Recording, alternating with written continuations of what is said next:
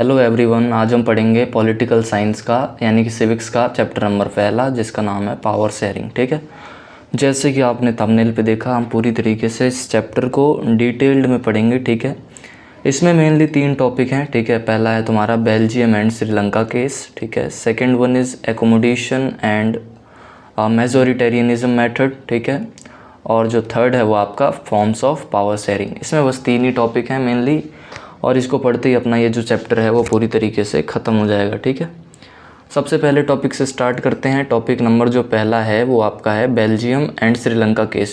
ठीक है, बेल्जियम के केस के बारे में देखेंगे और श्रीलंका केस। पहले ओवरव्यू जान लो चैप्टर में है क्या। जो चैप्टर पावर शेयरिंग है, इसमें मेनली हम समझेंगे कि पावर शेयरिंग की इम्पोर्टेंस क्या है। ठीक है, और इम्पोर्टेंस के बारे में जब हम पढ़ लेंगे तो उसके अब ये जो इम्पोर्टेंस है इसको हम कैसे पढ़ेंगे, तो थ्रू एग्जांपल्स पढ़ेंगे। और वही एग्जांपल्स ये हैं, पहला है Belgium case and second one is Sri Lanka case. ठीक है, बेल्जियम के बारे में देखते हैं। पहले बेल्जियम के बारे में पहले तुम्हें बेसिक नॉलेज पता होनी चाहिए, जैसे कि बेल्जियम जो है वो एक स्मॉल कंट्री है यूरोप में। ठीक है, यूरोप में एक छोटी सी कंट्री है। सेकेंड पॉइंट, इसका जो एरिया है वो इतना ज़्यादा स्मॉल है कि हरियाणा से भी छोटा है। ठीक है, और जो बॉर्डर हैं इसके वो शेयर होते हैं तुम्हारे फ्रांस से, लग्जमबर्ग से और जर्मनी से एंड नीदरलैंड से, यानी कि ये इनके पड़ोसी देश हैं। ठीक है, फोर्थ पॉइंट है कि इसकी जो पॉपुलेशन है वो हरियाणा के पॉपुलेशन के बराबर है, आधी है, जो कि है 1 करोड़। ठीक है, और कैपिटल है इसकी ब्रसेल्स। ठीक है, ये तुम्हें बेसिक नॉलेज पता होनी चाहिए। तो पहला क्या देखा हमने कि ये कंट्री यूरोप में है। दूसरा, इसका जो एरिया है वो हरियाणा से छोटा है। इसके ये नेबरहुड कंट्री हैं, जैसे फ्रांस हो गया, लग्जमबर्ग हो गया, जर्मनी हो गया, नीदरलैंड हो गया, और तुम्हारा यही 4 हैं तुम्हारे मेन बॉर्डर वाले जो कंट्री हैं, यानी कि इनके बॉर्डर के साथ जो लगने वाली कंट्री हैं। इनकी जो पॉपुलेशन है वो हरियाणा के आधी है। ठीक है, यानी कि 1 करोड़, और इसकी जो कैपिटल है वो आपकी ब्रसेल्स है। ठीक है, अब बेल्जियम के बारे में हमने बेसिक नॉलेज तो देख लिया। अब हम देखेंगे लिंग्विस्टिक कम्युनिटीज़ के बारे में। अब ये कौन सी कम्युनिटीज़ होती हैं? लिंग्विस्टिक कम्युनिटी का मतलब होता है कि उस देश में कौन सी लैंग्वेज बोलने वाले लोग रहते हैं। ठीक है, लैंग्वेज मतलब वही लिंग्विस्टिक्स मतलब समझ लेना, लैंग्वेज से रिलेटेड। ठीक है, तो यहाँ पर 3 भाषा बोलने वाले लोग हैं। पहले हैं डच स्पीकिंग। ठीक है, पहले कौन से हैं? Dutch speaking. सेकंड है तुम्हारे French speaking and third one is German speaking population या फिर लोग। ठीक है, तो 3 लिंग्विस्टिक कम्युनिटीज़ हैं। तो लिंग्विस्टिक का मतलब क्या होता है? जो लैंग्वेज से रिलेटेड कम्युनिटीज़ होती हैं उनके बारे में। ठीक है, अगर हम बात करें, बेल्जियम में 2 रीजन्स हैं। 2 रीजन्स मतलब 2 हिस्सों में डिवाइडेड है ये। एक को कहते हैं फ्लेमिश रीजन और सेकंड को कहते हैं हम वलोनिया रीजन। ठीक है, तो 2 रीजन है, पहला फ्लेमिश और दूसरा वलोनिया। फ्लेमिश रीजन जो है ये यहाँ पर मतलब जो ये पूरा रीजन है इसमें 59% पॉपुलेशन या फिर 59% जो लोग हैं वो डच लैंग्वेज बोलते हैं। ठीक है, तो फ्लेमिश रीजन में कौन से लैंग्वेज बोलने वाले लोग हैं? डच लैंग्वेज बोलने वाले लोग हैं। कितने परसेंट है? तो 59% लोग हैं। ठीक है, वहीं पर ये जो वलोनिया रीजन है इसमें फ्रेंच बोलने वाले लोग हैं। ठीक है, फ्रेंच स्पीकिंग पीपल लोग मतलब रहते हैं यहाँ पर, और वो कितने परसेंट हैं? 40%। तो टोटल कितना हुआ? 99%।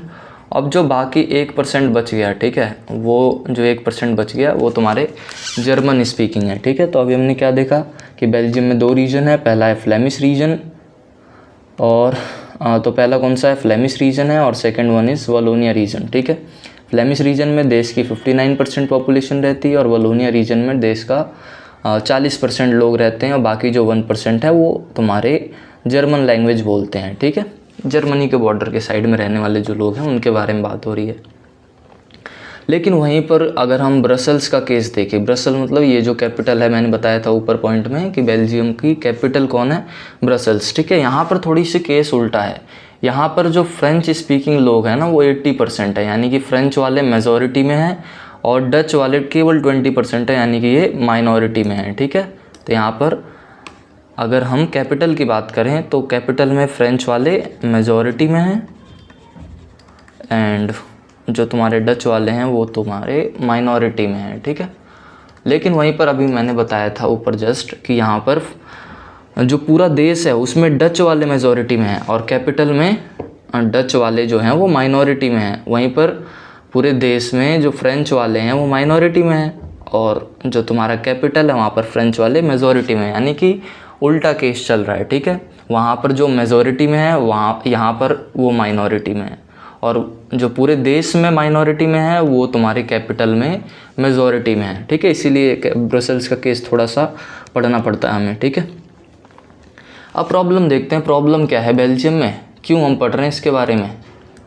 तो प्रॉब्लम देखो, प्रॉब्लम ये है कि जो फ्रेंच स्पीकिंग कम्युनिटी है ये बहुत ज़्यादा रिच है और पावरफुल है, ठीक है। यानी कि बेल्जियम में जो कम्युनिटी रिच और पावरफुल है वो तुम्हारी फ्रेंच बोलने वाली है। और मैंने अभी बताया था ये जो फ्रेंच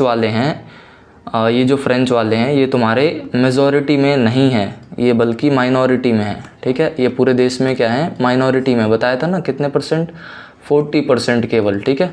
तो 40% लोग हैं माइनॉरिटी में और रिच और पावरफुल हैं, और इनको सारे बेनिफिट्स मिल जाते हैं जो देश में आते हैं, ठीक है। यानी कि कोई भी लॉज वगैरह बना, कोई पॉलिसीज़ बनी, ठीक है, उनका सबसे पहले जो बेनिफिट मिलता है वो किसको मिलता है, फ्रेंच बोलने वालों को मिलता है, ठीक है। लेकिन ये है माइनॉरिटी में। तो अब क्या है, जो डच स्पीकिंग कम्युनिटी है वो फ्रेंच वालों को अपोज करते हैं, ठीक है, इनका विरोध करते हैं। रीज़न क्योंकि मैंने बताया था इनको सारे बेनिफिट्स जल्दी मिल जाते हैं क्योंकि रिच और पावरफुल है। वहीं पर जो डच वाले हैं they got educational and economic benefits much later, इनको बहुत ज़्यादा बाद में जाके मिलता है।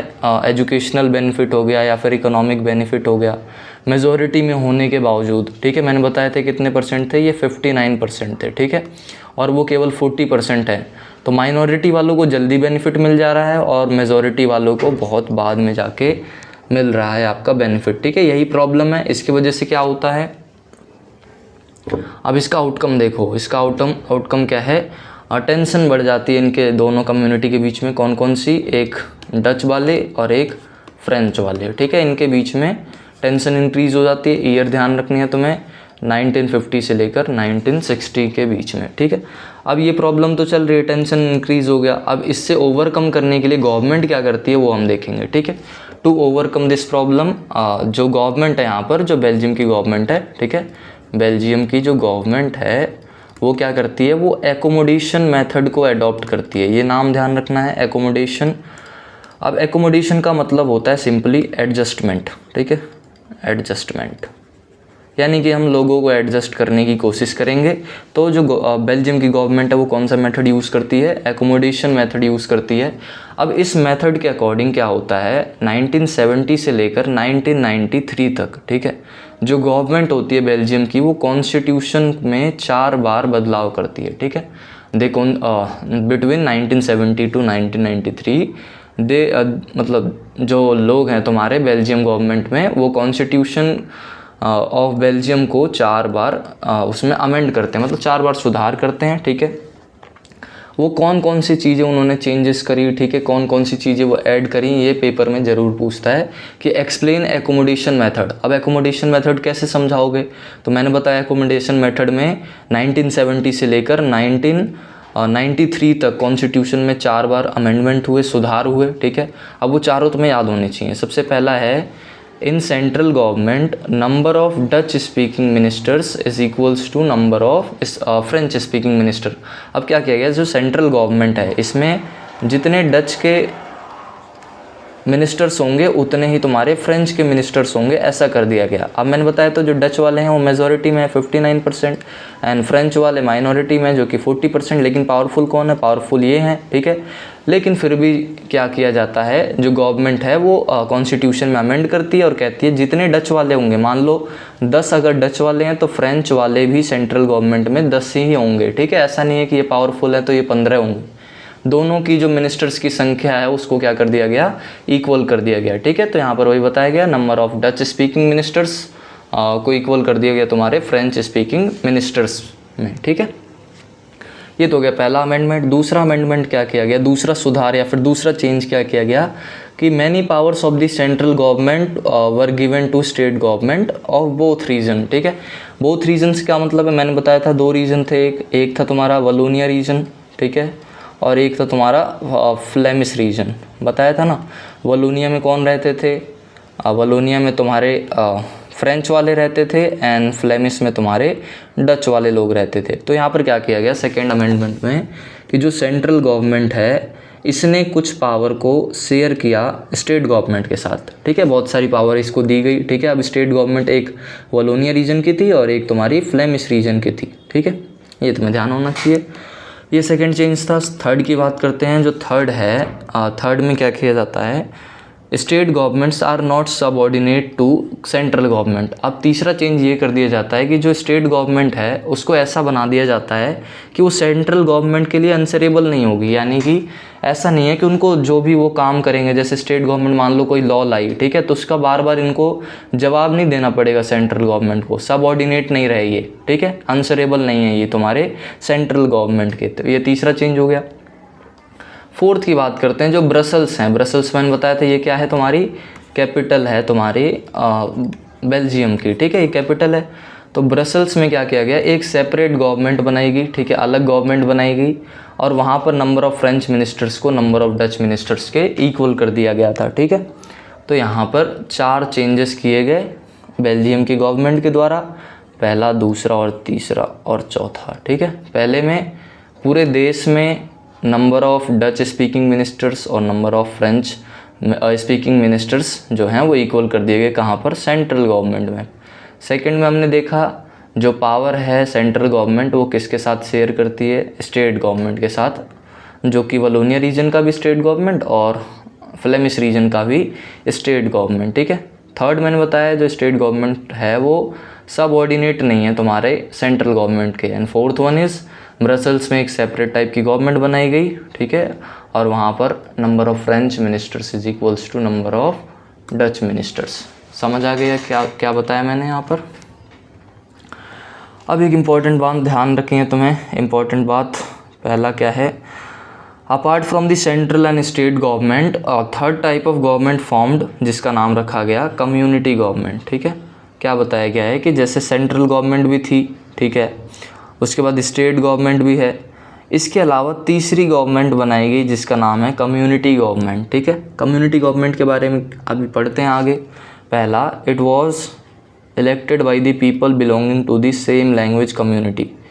पहला क्या है कि ये जो कम्युनिटी गवर्नमेंट होगी वो उन्हीं लोगों के द्वारा इलेक्ट किया जाएगा जो सेम कम्युनिटी से बिलोंग करते हैं। जैसे मैंने बताया 2 कम्युनिटी हैं, पहला तुम्हारा French speaking community and second Dutch speaking community and third one is German speaking community, ठीक है।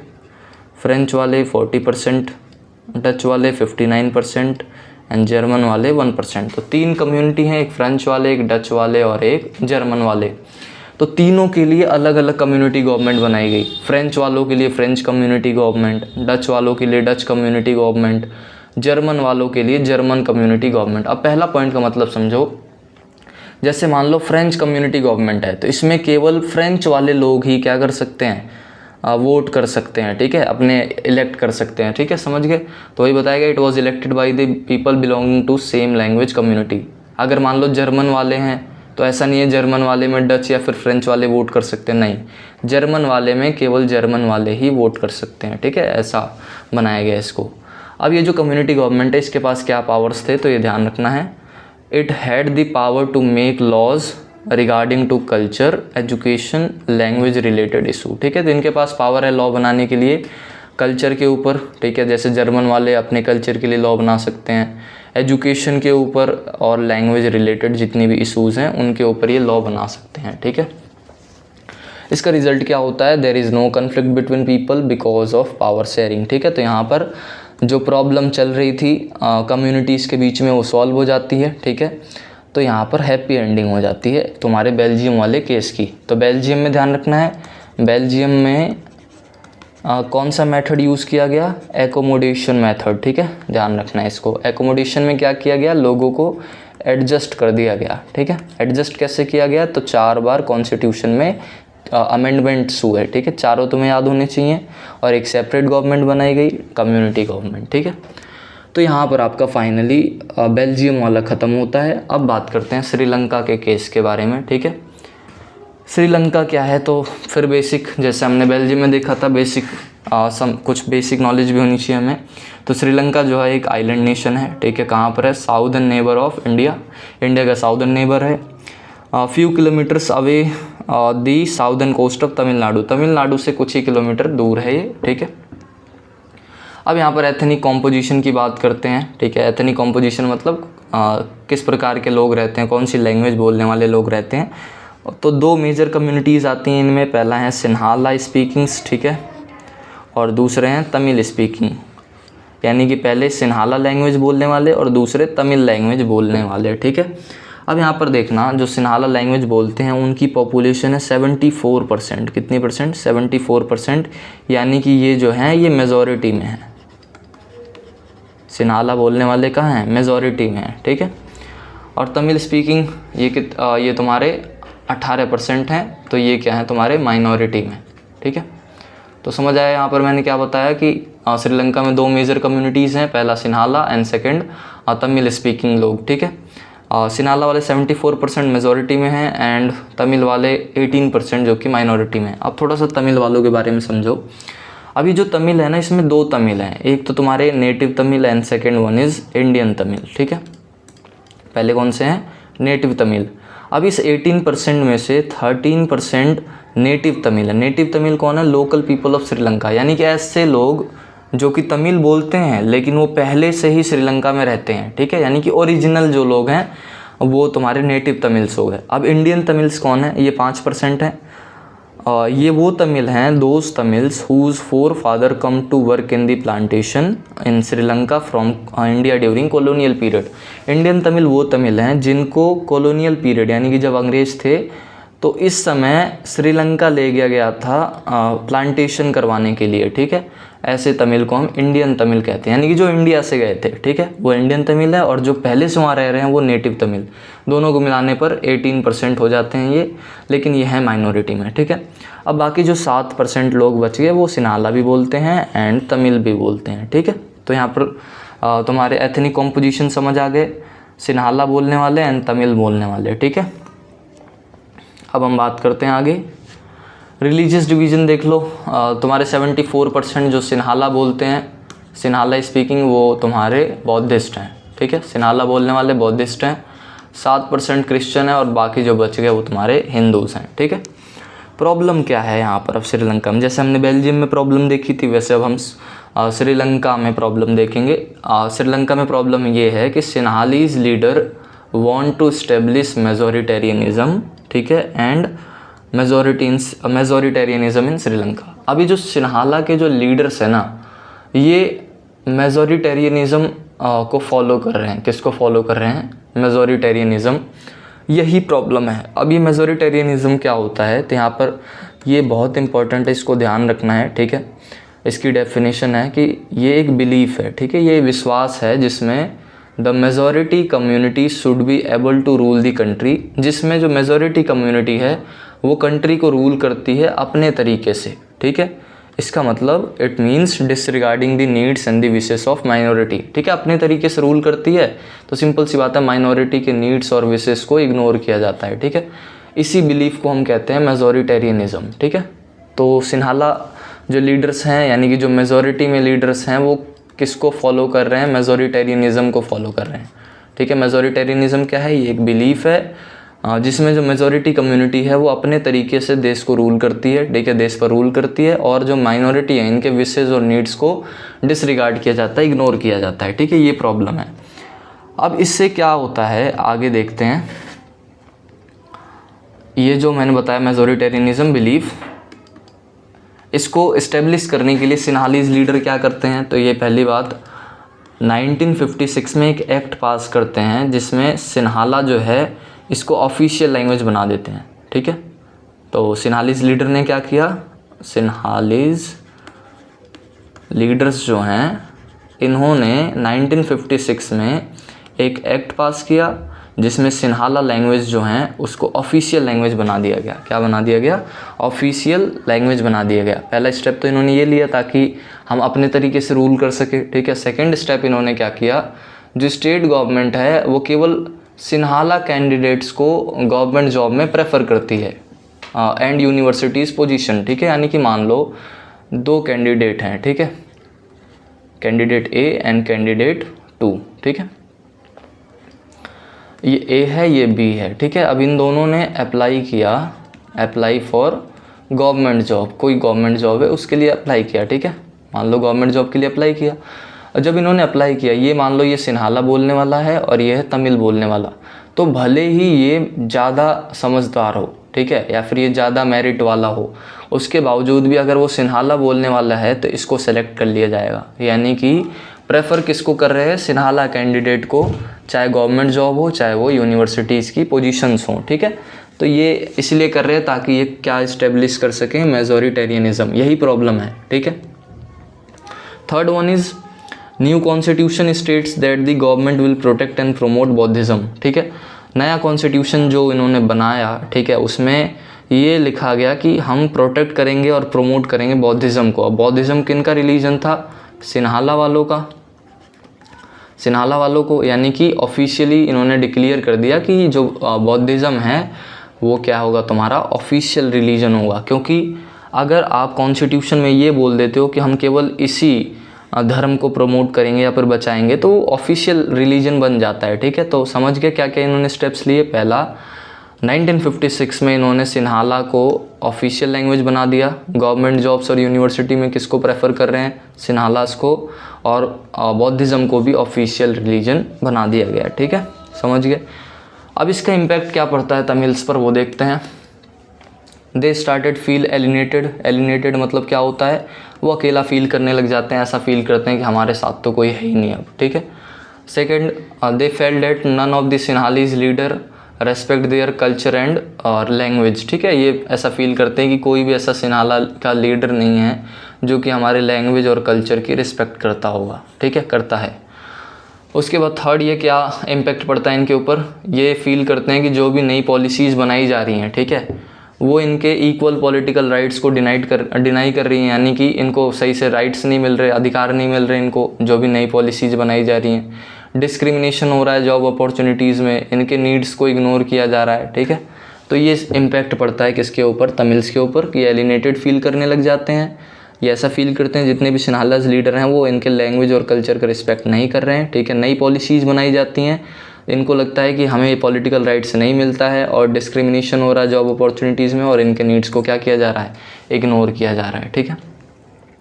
अब सिंपल सी बात है, इतना ज़्यादा जब डिस्क्रिमिनेशन होगा आपका तो रिएक्ट तो करेंगे। तमिल रिएक्ट करते हैं, कैसे रिएक्ट करते हैं? तो ध्यान से सुनो। Sri Lankan Tamils launch political parties and struggles. ये पार्टीज़ वगैरह लॉन्च करते हैं, मूवमेंट करते हैं, आंदोलन करते हैं, ठीक है। कौन? श्रीलंकन तमिल, ठीक है। कितने % थे श्रीलंकन तमिल? तो ये 13% थे, ठीक है। और बाकी जो 5% है वो तुम्हारे इंडियन तमिल्स थे, ठीक है, ये ध्यान रखना है। तो श्रीलंकन तमिल क्या करते हैं? पार्टीज़ लॉन्च करते हैं, पार्टीज़ मतलब पॉलिटिकल पार्टीज़, ठीक है, और मूवमेंट करते हैं। अब क्यों बात आ जाती है कि क्यों कर रहे हैं भाई? तो इसके पीछे का रीज़न होगा, तो ये डिमांड करते हैं पॉलिटिकल पार्टीज़ बना के कि जैसे आपने सिन्हाला को क्या बनाया ऑफिशियल लैंग्वेज, वैसे ही तमिल को भी क्या बना दो? ऑफिशियल लैंग्वेज बना दो, ठीक है। पहला तो ये। सेकंड डिमांड क्या करते हैं ये कि इक्वल अपॉर्चुनिटीज़ मिले जॉब में हमें भी, ठीक है। जैसे मैंने बताया था सिन्हाला वालों को ज़्यादा प्रेफर कर रहे हैं, ठीक है, लेकिन तमिल वालों को प्रेफर नहीं कर रहे हैं, तो इसलिए इन्होंने कहा कि इक्वल अपॉर्चुनिटीज़ होनी चाहिए, ठीक है। और तीसरा इन्होंने बोला मोर रीजनल ऑटोनॉमी, यानी कि ज़्यादा हमें आज़ादी चाहिए, ठीक है। But this demand were denied continuously, ठीक है। इस डिमांड को मना कर दिया जाता है सिन्हालीज लीडर द्वारा या फिर गवर्नमेंट के द्वारा, ठीक है। इसका आउटकम क्या होता है? आउटकम बहुत इंपॉर्टेंट है कि outcome of continuous denial of their demand, जब इनकी डिमांड्स की लगातार मना कर दिया जाता है, इनकी मांगों को पूरा नहीं किया जाता है, तो इसकी वजह से क्या होता है? By 1980s many political organisations were formed, ठीक है। 1980s आते आते बहुत सारी पॉलिटिकल ऑर्गेनाइजेशंस बन जाती हैं और ये डिमांड करने लग जाते हैं सेपरेट स्टेट या फिर एलम, यानी कि अब अलग कंट्री डिमांड कर रहे हैं, ठीक है, कि हमारी अलग कंट्री बना दो, ठीक है। जब आप हमारी डिमांड्स नहीं मानोगे तो इससे बढ़िया हमें दूसरी कंट्री दे दो, ठीक है। तो ये इनका डिमांड हो गया था। अब इसकी वजह से क्या होता है? दोनों कम्युनिटीज़ के बीच में टेंशन इतनी बढ़ जाती है कि सिविल वॉर हो जाता है। सिविल वॉर क्या होता है? सिविल वॉर का मतलब होता है जब देश के अंदर ही वॉर छिड़ जाए कम्युनिटीज़ के बीच में, तो उसको हम सिविल वॉर कहते हैं। इसमें हथियार वगैरह सारी यूज़ होते हैं, ठीक है, जिसमें हज़ारों लोगों की मौत हुई, ठीक है, दोनों कम्युनिटीज़ से। बहुत लोगों ने कंट्री छोड़ दी, बहुत लोगों ने अपनी रोजी रोटी खो दी, ठीक है। और फाइनली ये 2009 में जाके बंद होता है। ठीक है, कब से स्टार्ट है ये? 1980 से स्टार्ट है और 2009 में जाके बंद होता है, मतलब 30 सालों तक लगभग ये प्रॉब्लम चलती है। ठीक है, इतने हज़ारों लोग मारे जाते हैं। ठीक है, अब बात आती है कि ऐसा हुआ क्यों?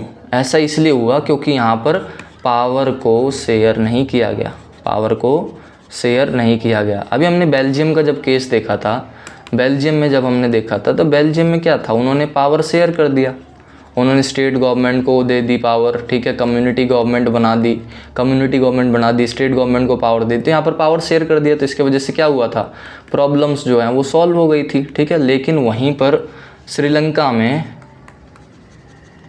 में पावर को शेयर नहीं किया गया। ठीक है, पावर शेयर ना होने की वजह से क्या हो गया, सिविल वॉर हो गया। ठीक है, तो देख रहे हो कितनी बड़ी प्रॉब्लम हो जाती है जब पावर शेयर नहीं किया जाता है।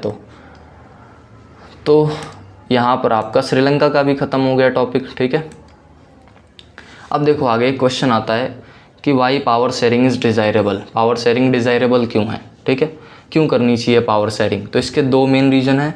ये जो क्वेश्चन है ये आपके 3 मार्क्स में पूछा जाता है। ठीक है, इसके पीछे 2 रीज़न है, पावर शेयरिंग डिज़ायरेबल क्यों है या फिर इम्पॉर्टेंट क्यों है। तो इसके 2 रीज़न है। पहले को कहते हैं प्रूडेंशियल रीज़न, ये तुम्हें नाम पता होना चाहिए। ठीक है, प्रूडेंशियल रीज़न, और सेकंड जो है वो है आपका मोरल रीज़न। ठीक है, पहला रीज़न कौन सा है, prudential, and second one is moral. ठीक है, पहला कौन सा है, प्रूडेंशियल, और दूसरा है आपका मोरल। ठीक है, अब ये प्रूडेंशियल रीज़न क्या है ये समझो। ये एक प्रैक्टिकल रीजन होता है, यानी कि हम लॉजिकल सोच रहे हैं। ठीक है, तो इसमें प्रूडेंशियल रीजन का मतलब ये है, it helps to reduce the possibility of conflict between the social groups.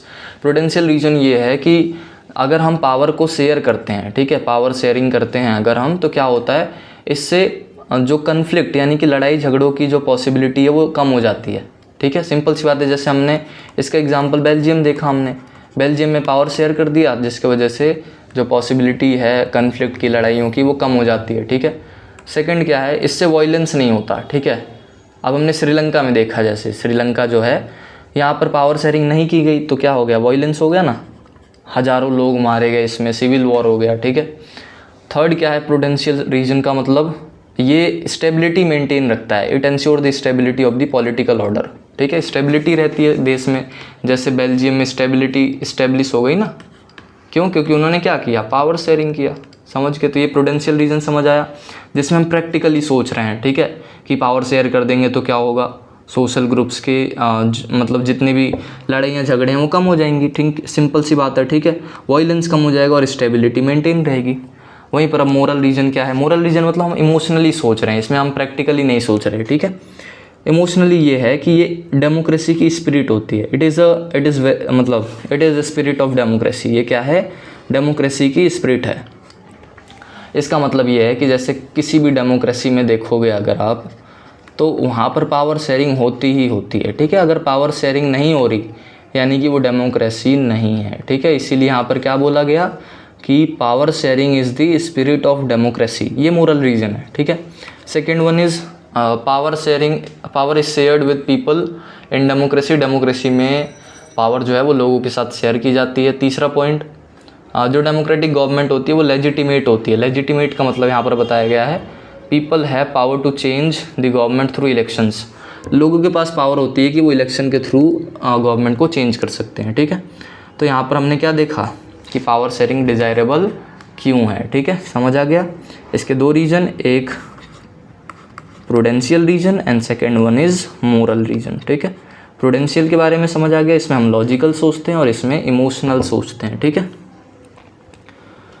आगे देखते हैं लास्ट टॉपिक अपना,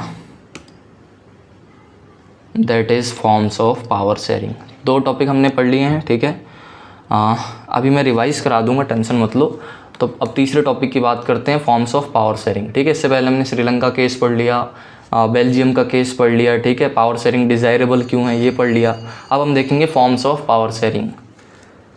power sharing in modern democracies, modern democracy में जो पावर शेयर होते हैं उसमें सबसे पहला टाइप है हॉरिजॉन्टल पावर शेयरिंग, सेकंड है वर्टिकल पावर शेयरिंग।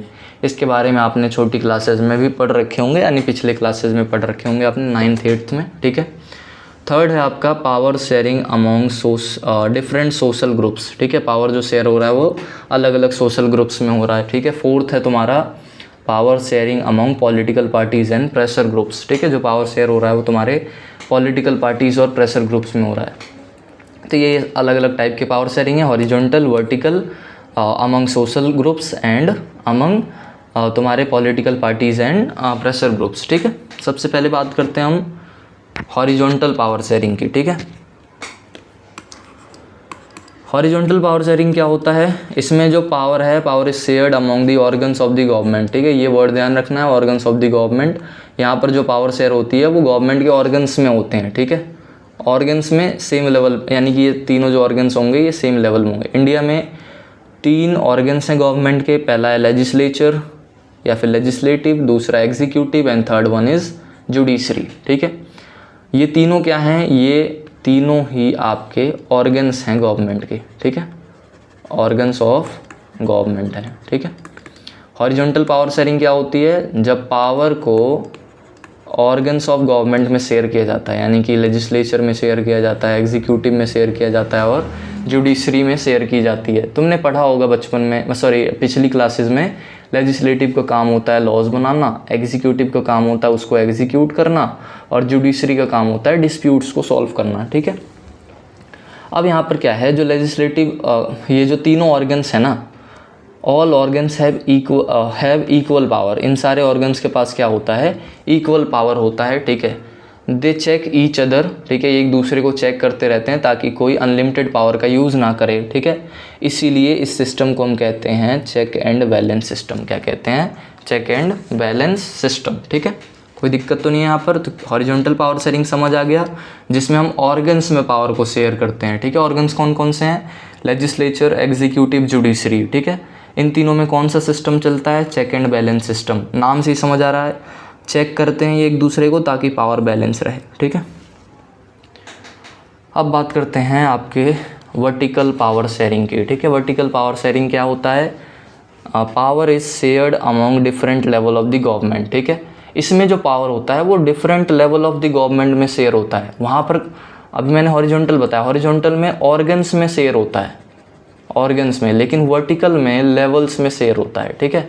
मतलब इंडिया की अगर बात करें तो जैसे सबसे टॉप लेवल पे कौन सी गवर्नमेंट होती है, सेंट्रल गवर्नमेंट, उससे नीचे state and third one is local government, ठीक है। ये अलग अलग लेवल पे हैं, सबसे ज़्यादा पावरफुल सेंट्रल होता है, उससे कम पावरफुल स्टेट होता है और सबसे कम होता है तुम्हारा लोकल गवर्नमेंट। सेंट्रल गवर्नमेंट पूरे कंट्री के लिए होता है, स्टेट गवर्नमेंट स्टेट के लिए होता है और लोकल गवर्नमेंट छोटे गाँव या फिर छोटे शहरों के लिए होता है, ठीक है। अब यहाँ पर जब पावर इन तीनों के बीच में शेयर होगा, ठीक है, तो उसको हम कहेंगे वर्टिकल पावर शेयरिंग, ठीक है। क्या कहेंगे, वर्टिकल पावर शेयरिंग, ठीक है।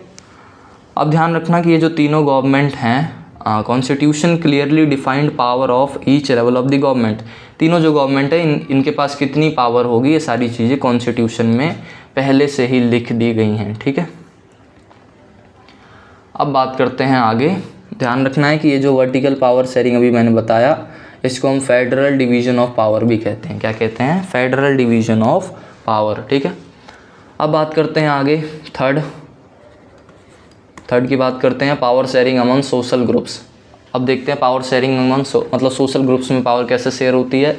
तो power is shared with different religious and linguistic groups. Linguistic का मतलब मैंने बताया था, लिंग्विस्टिक का मतलब जो लैंग्वेज से रिलेटेड ग्रुप्स होते हैं, ठीक है, समझ गए।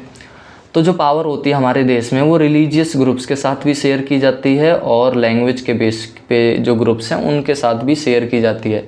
अगर इसका एग्जांपल देखो तो जैसे मैंने बताया था ना, कम्युनिटी गवर्नमेंट बनाई गई थी। कम्युनिटी गवर्नमेंट क्यों बनाई गई थी, लिंग्विस्टिक ग्रुप्स के लिए बनाई गई थी, तो यहाँ पर इनके साथ पावर शेयर किया गया, ठीक है। तो वही है power sharing among social groups, ठीक है। Power is shared with socially weaker section. Socially weaker section के साथ भी पावर शेयर किया जाता है। जैसे तुमने देखा होगा एससी और एसटी के लिए रिजर्वेशन दे दी गई है, ठीक है। तो ये भी क्या है, पावर शेयरिंग की गई है ना इनके साथ, क्योंकि ये सोशली वीकर सेक्शंस हैं, ठीक है।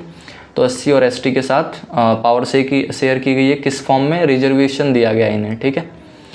और उसके बाद लोकल बॉडीज़ जो हैं, जैसे लोकल गवर्नमेंट है, इसमें वुमेन्स का सीट को रिजर्व किया गया है, reservation of the seats for women in the local bodies या फिर लोकल गवर्नमेंट, ठीक है। तो यहाँ पर समझ आ गया। पहला हमने देखा हॉरिजॉन्टल पावर शेयरिंग, सेकंड देखा हमने vertical power sharing, and third one is power share among different social groups. ठीक है, अब देखो मेन ऑब्जेक्टिव क्या है पावर शेयरिंग का, पावर शेयरिंग करते क्यों हैं हम, क्या रीज़न है इसका। तो मैंने ऊपर जस्ट अभी बता दिया था कि कन्फ्लिक्ट वगैरह रोकने के लिए 2 रीज़न बताए थे, एक प्रूडेंशियल रीज़न होता है, एक मोरल रीज़न होता है, इसके अलावा 2 और हैं, ध्यान से सुनो इसको। To give opportunities to the social group in the government and administration, power को इसलिए शेयर किया जाता है ताकि लोगों को अपॉर्चुनिटीज़ मिल सके। ठीक है, second to give fair share power to the social groups by reservation, ताकि लोगों को रिजर्वेशन दिया गया। ठीक है, ये भी मेन ऑब्जेक्टिव था पावर शेयरिंग का कि सोशल ग्रुप्स में पावर को क्यों शेयर किया गया। ठीक है, सोशल ग्रुप्स में पावर को क्यों शेयर किया गया, ताकि इनको अपॉर्चुनिटीज़ मिल सकें, और रिजर्वेशन दी गई ताकि ये अपलिफ्ट हो सके। ठीक है, समझ गए।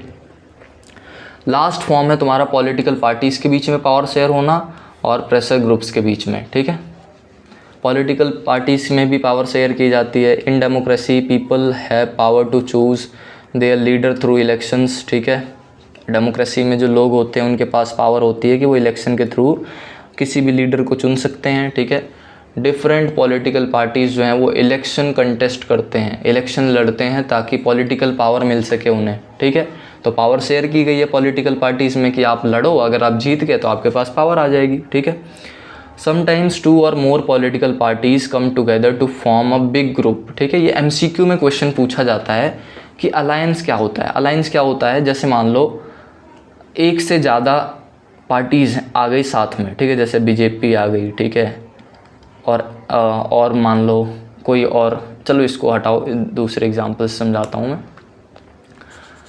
जैसे मान लो 3, 4 या फिर एक से ज़्यादा जब पार्टीज़ साथ में जुड़ जाती हैं। ठीक है, किस लिए, इलेक्शन लड़ने के लिए। ठीक है, तो उसको हम कहते हैं अलायंस। ठीक है, तो वही बताया गया है 2 और मोर पॉलिटिकल पार्टीज़ जब साथ में आ जाती हैं ताकि बड़ा ग्रुप बनाया जा सके तो उसको हम कहते हैं अलायंस। ठीक है, अलायंस समझ आ गया। अलायंस क्या होता है, जब 2 से ज़्यादा, 2 या फिर 2 से ज़्यादा पॉलिटिकल पार्टी साथ में आ जाती हैं तो उसको हम अलायंस कहते हैं। ठीक है, और अगर ये जो अलायंस है ये इलेक्शन जीत जाता है तो तब जो गवर्नमेंट बनाई जाती है उसको हम कोलिजन गवर्नमेंट कहते हैं। क्या कहते हैं, कोलिजन गवर्नमेंट। ठीक है, तो कोलिजन गवर्नमेंट कब बनता है, आफ्टर विनिंग द इलेक्शन।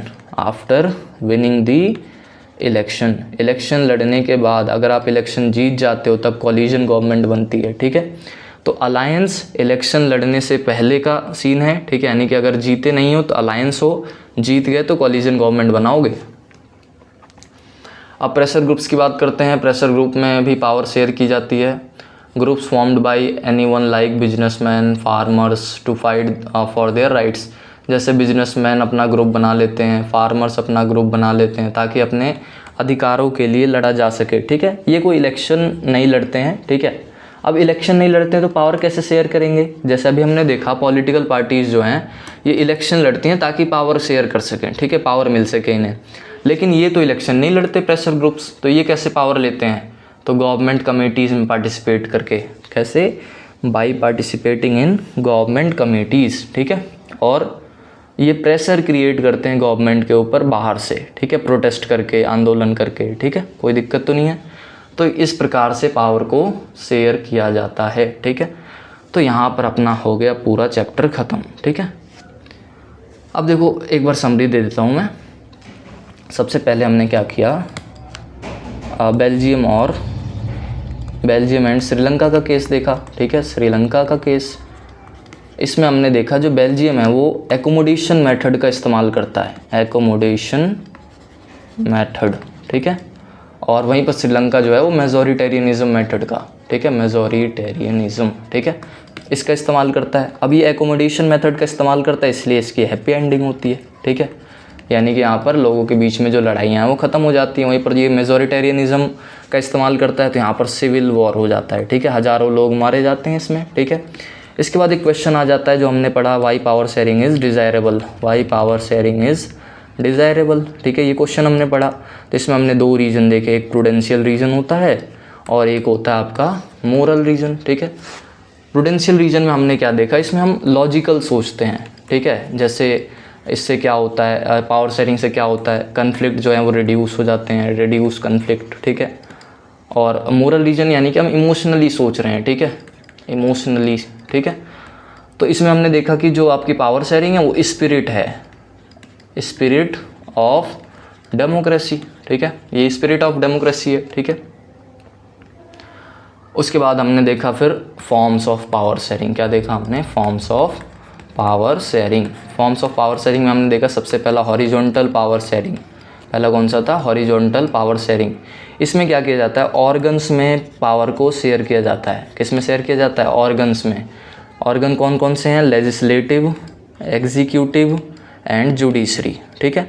यहाँ पर कौन सा सिस्टम चलता है? Check and balance system. बताया था ना, चेक एंड बैलेंस सिस्टम चलता है ताकि पावर का कोई ज़्यादा यूज़ ना कर सके, ठीक है। सेकंड हमने देखा वर्टिकल पावर शेयरिंग, ठीक है। वर्टिकल पावर शेयरिंग में हमने देखा लेवल्स में पावर को शेयर किया जाता है, जैसे कि सबसे ऊपर सेंट्रल गवर्नमेंट, फिर स्टेट गवर्नमेंट, फिर लोकल गवर्नमेंट। सबसे ज़्यादा पावरफुल सेंट्रल, फिर स्टेट, फिर लोकल गवर्नमेंट, ठीक है। फिर हमने देखा अमंग डिफरेंट सोशल ग्रुप्स, ठीक है, डिफरेंट सोशल ग्रुप्स, ठीक है। इनमें पावर शेयर की गई, इसका एग्जांपल हमने देखा था, कम्युनिटी गवर्नमेंट बनाई गई थी इन बेल्जियम, ठीक है। फिर हमने देखा पॉलिटिकल पार्टीज़ में पावर शेयर होता है, ठीक है, प्रेशर ग्रुप्स में पावर शेयर होता है। तो ये है तुम्हारे फॉर्म्स ऑफ पावर शेयरिंग। इसमें पॉलिटिकल वाले में मैंने एक पॉइंट बताया, अलायंस। अलायंस क्या होता है? मैंने बताया था कि दो या फिर दो से ज़्यादा पॉलिटिकल पार्टी जब साथ में आ जाते हैं तो उसको अलायंस कहते हैं। क्या कहते हैं? अलायंस। और जब ये इलेक्शन जीत जाते हैं, इलेक्शन ये जब जीत जाते हैं तो ये कौन सी गवर्नमेंट बनाते हैं? Collision government. कौन सी गवर्नमेंट? कोलिजन गवर्नमेंट, ठीक है। प्रेशर ग्रुप्स बताया था मैंने, ये कोलिजन गवर्नमेंट समझ आ गया। इसके बाद हमने प्रेशर ग्रुप्स की बात की थी, जैसे बिजनेसमैन बना लेते हैं, फार्मर्स बना लेते हैं। ये क्या करते हैं? गवर्नमेंट जो कमेटीज़ होती हैं उसमें पार्टिसिपेट करते हैं पावर के लिए, ठीक है। और क्या करते हैं? ये आंदोलन वगैरह करते हैं, प्रोटेस्ट वगैरह करते हैं ताकि प्रेशर क्रिएट कर सके। क्या क्रिएट कर सके? प्रेशर। तो यहाँ पर आपका पूरा चैप्टर हो जाता है ख़त्म, ठीक है। तो ये चैप्टर बहुत ही आसान है, ठीक है। ये पूरा हमने कवर कर दिया, 3 ही टॉपिक थे इसमें। अब इसको क्या करना है? आपको कुछ PYQs लगा लेने हैं और इस नोट्स को रिवाइज़ करते रहो, लिख लेना इसको, ठीक है। नोट्स को रिवाइज़ करते रहो, इजी लैंग्वेज में है, आप सही से समझ लोगे, ठीक है। तो आप ख़त्म करते हैं इसको। थैंक यू, ठीक है।